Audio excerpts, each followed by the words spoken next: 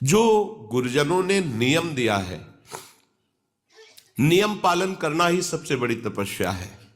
ये दिनचर्या, माता सबरी ने एक दिन भी निराशा नहीं पैदा की। गुरु ने कहा था प्रभु आएंगे, रोज वही दिनचर्या, रोज सोहनी लगाना, जल छिड़कना, पुष्पों के पावड़े डालना, फल आदि चयन करके प्रभु का इंतजार करना।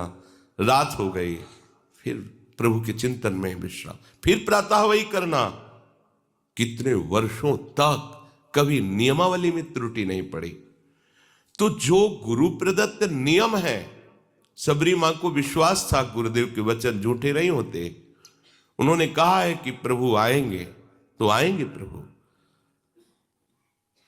वर्ष, 2 वर्ष, 4 वर्ष, 10 वर्ष नहीं, बहुत लंबे समय तक उनको अविश्वास नहीं हुआ। गुरुदेव ने कहा है प्रभु आएंगे। गुरुदेव ने जो हमें नियम दिया है, या हमने गुरुदेव के लिए जो नियम धारण किया है, वो ऐसे फिसड्डी नियम नहीं होने चाहिए। वर्षा हुई तो हम गायब, सर्दी हुई तो गायब, अनुकूल समय है तो हम आकर के हाजिरी बजा रहे। नहीं, हमारी यही साधना है, जो नियम है उसमें हम, यदि हमारे में चैतन्यता है, चलने की सामर्थ्य है, तो हम उपस्थित होंगे निश्चित। जब हम चल ही नहीं सकते तो बात अलग की। तो नियम से ही प्रेम पैदा होता है। भजन में जब तक नियम नहीं होता, तब तक भजन में आसक्ति नहीं होती। लोग प्रश्न करते रहते हैं कि हमारे भजन में मन नहीं लगता। आप नियम से भजन करें। दिनचर्या आपकी टाइम से होनी चाहिए। जिस टाइम जो दिनचर्या, उसी में आप देखो, उसमें आसक्ति हो जाएगी। और आसक्ति हो जाना ही भागवतिक दिनचर्या में भाव का प्रादुर्भाव करना है। भाव जागृत हो जाते हैं, विक्षेप आदि विघ्न स्वतः नष्ट हो जाते हैं। उपासक जब नियम से ऐसे चलता है और भगवत लीला गुणगान या कीर्तन करता है, तो उसके अंदर ये भाव प्रकट होने लगते हैं। कभी उसका शरीर कंपायमान होने लगता है, कभी अश्रुधारा बहने लगती है, कभी रोम रोम पुलकित हो जाते हैं, कभी स्तंभ हो जाता है, शांत एकदम समाधिस्थ की तरह, मानो कोई मूर्ति हो। कभी श्वेत पसीना, कभी स्वरभंग लड़खड़ाने लगता है, राग बिगड़ जाता है, आवाज शुद्ध नहीं निकल पाती, गदगद कंठ, नयन बह नीरा, वैवर्ण, शरीर का रंग बदलने लगता है। भाव और बढ़ा तो प्रलय, मूर्छा भी आने लगती है। ये अष्ट सात्विक भाव उसके हृदय में प्रकट होने लगते हैं, जो गुरु प्रदत्त उपासना को, दिनचर्या को नियम पूर्वक करता है। जब भाव प्रकट होने लगता है तो फिर अभिमान की गुंजाइश नहीं रह जाती। ये भाव अभिमान को चूर कर देता है और वो दैन्य भाव से सदैव स्थित रहता है। निराभिमानता जैसे जैसे बढ़ेगी, वैसे वैसे आराध्य देव की समीपता का अनुभव होगा। यही दरबार दीन को आदर रीति सदा चली आई।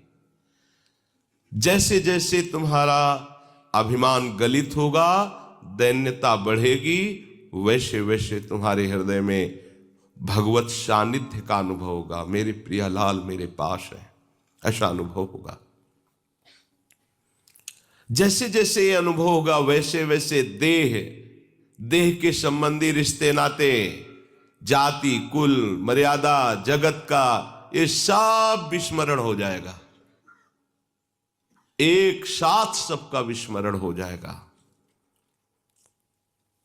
भगवत प्रेम में जगत की स्मृति की कोई भी जगह नहीं रहती, शरीर की स्मृति की कोई जगह नहीं रहती, भोग स्मृति की कोई जगह नहीं रहती। उसके हृदय में तो बस अपने प्यारे की स्मृति का राज्य होता है। हृदय स्मृति से भरा हुआ है, अपने प्रीतम की याद में डूबा हुआ है। प्रभु और माया ये दो पक्ष हैं। प्रभु में हमें यदि डूबना है तो संपूर्णतया माया का चिंतन त्यागना ही होगा, अनन्य चेताह बनना होगा, अनन्य चिंतन लाना होगा, अन्य चिंतन आने ही ना पावे। राग के कारण ही अन्य चिंतन हमारे हृदय में होता है। विषय तुम्हारे पास हो पर उसे भोगने की इच्छा ना हो, इसे वैराग्य कहते हैं। सब सामग्री, सब भोग आपके पास है पर भोगने की इच्छा नहीं, क्योंकि इच्छा तो प्रियालाल के चरणों में समर्पित हो चुकी है। जो चाहिए वो उसे प्राप्त हो रहा है, उनका स्मरण, उनका रूप, उनकी लीला, या प्राप्त करने की प्रबल इच्छा है। प्रबल इच्छा में ही ब्रह्मादिक के भोग सब विषम लागत ताई, प्रबल इच्छा में ही। और कहीं ये इच्छा मूर्तिमान स्वरूप धारण कर लिए है, अर्थात नाम चैतन्य घन होकर विराजमान है। अब लिखना नहीं पड़ रहा, नाम नाम विराजमान, रूप की झांकी हो रही, लीला रसास्वादन में डूब रहा है। अब उसे कौन सा विषय आकर्षित कर सकता है? पर इस रस तक पहुंचने के लिए हमारे अंदर जो विषयों के प्रति प्रियता है उसे विचार के द्वारा नष्ट करना होगा। नहीं है सुख इनमें, चाहे जितना आप भोग लीजिए, नहीं है। एक दिन रुकना ही पड़ेगा आपको। आज ही रुक जाइए, समय बर्बाद मत कीजिए।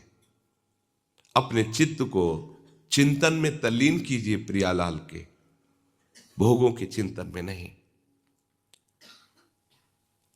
भगवत प्रेम के लिए वैराग्य अत्यंत आवश्यक है।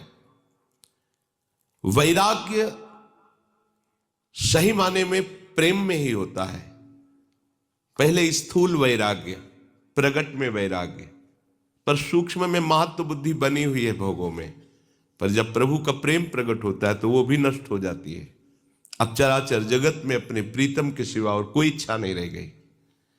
अपने प्रीतम से बढ़कर कुछ अच्छा नहीं लग रहा। अब ये सच्चा वैराग्य है। इसके लिए कभी किसी से दो ये शब्द मत कहना। ये महापुरुषों के वचन है। दो ये कहना मृत्यु के समान है उपासक का। आचार्यों ने आज्ञा की है कि भिक्षान्नम औषधम, प्राणों का पोषण। अगर वैरागी हो, विरक्त मार्ग के पथिक हो तो भिक्षान्न से करो। माधुकरी वृत्ति, आकाश वृत्ति, इन वृत्तियों का सेवन वैराग्यवान उपासक करता है। पर दो अन्य जगह इसका प्रयोग नहीं हो सकता।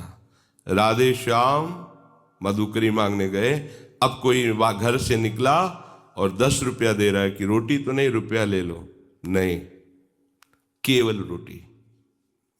कुछ और दे रहा है, नहीं, केवल। अगर रोटी मांगने निकलो, केवल रोटी। कोई पदार्थ, कोई और वस्तुएं, लो मिठाई खा लेना जाके, नहीं, केवल रोटी तो रोटी, नहीं तो चल दे।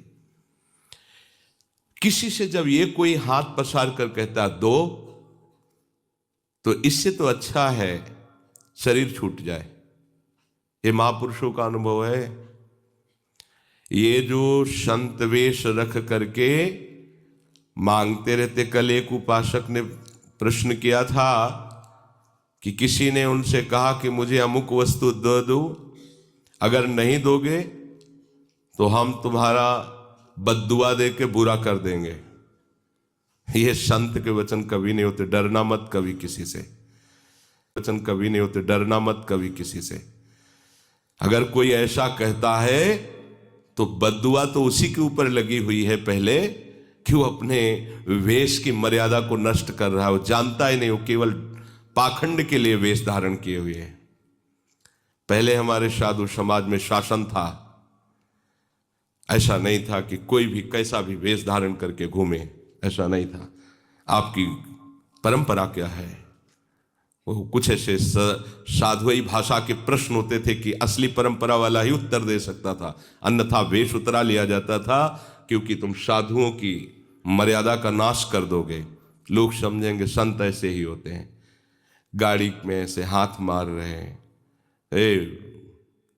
हमको फलाहार करना है, आज एकादशी है, कुछ दे दो।